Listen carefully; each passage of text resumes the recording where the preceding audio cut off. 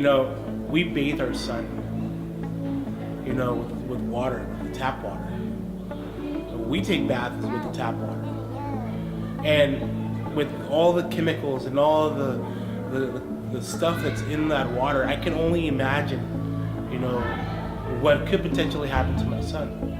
The water issue that I found in Watts was happening in Beverly Hills. I'm sure there would have been a much different response to trying to really hop on top of it and getting things clean.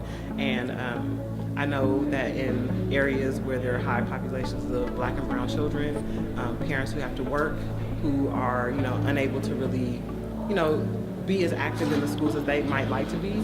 If nobody is notifying the parents or the children that these issues exist, then who's going to be the person that advocates on behalf of these people?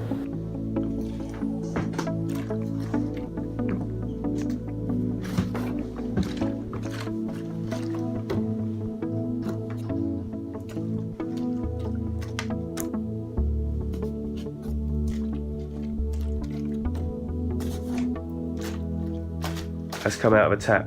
Yeah. So can you just tell me where these samples have come from?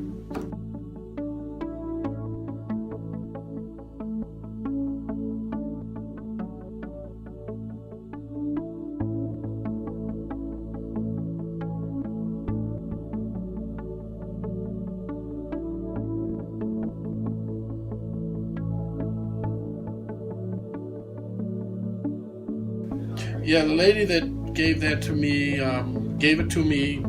I didn't know her. She came up to me in a neighborhood council meeting and heard about the work we were doing and just asked if I wanted, to see a sample. And I said, yeah, and she pulled it out of her purse like that. It's been in the bottle ever since. She was drinking from those pipes. What she would do is run the water every morning for an hour, which was costing her a fortune, I suppose. 100% of the residents in Jordan Downs, of the people surveyed, participants in the survey, said they had to buy water. They had to buy outside drinking water because they did not have access to clean drinking water.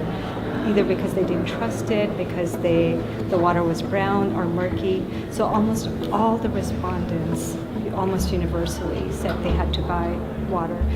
I was coming out of my classroom door and there were two girls walking into our area, and I worked in a part of the school where a lot of students didn't really come because it was a specialized program, and so the girls came through and they were going to drink the water, and I just screamed no, don't drink that water, I'll give you water from my water machine, because I had we had sparklets or something on tap. I'll give you water, just don't drink that, that water fountain's not even supposed to be on. And they were like, well, what's happening, miss? And then it dawned on me, the kids go to school here, they don't even know that they shouldn't be drinking the water. When you turn on the tap and the water's cloudy, and especially when you think of these areas are low income, where they have to stop their day, go buy water from somewhere else. They don't even, they're low income, they don't have money to be purchasing water.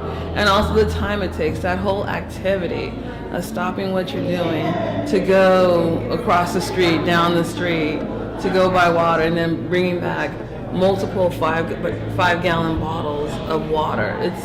It's a very strenuous task, and it's not right. And it's just when you look at the location of those water fountains, some of them were near the football fields, and just your brain starts to go. The athletes, the students that come in from outside areas in the weekends to play on our fields who are drinking this water. It's just it's a very frightening issue to think that, with all the other things happening in schools, that kids also might have to worry about the water that they're drinking and not even really realize it. Well, what prompted our interest in filing this bill was learning that over 1 million Californians do not have access to safe, clean, affordable drinking water. I was actually quite shocked. Here in California, we've just learned 300 communities without access to clean, safe drinking water. As a special education teacher, when you really think about your students' disabilities and the impact that their disabilities has on them, the origins of their disability, how it can be treated, it's scary to think that something that's supposed to replenish them and make them healthy, water, could possibly exacerbate some of the conditions that they have. It's just kind of a scary thought when you think about it.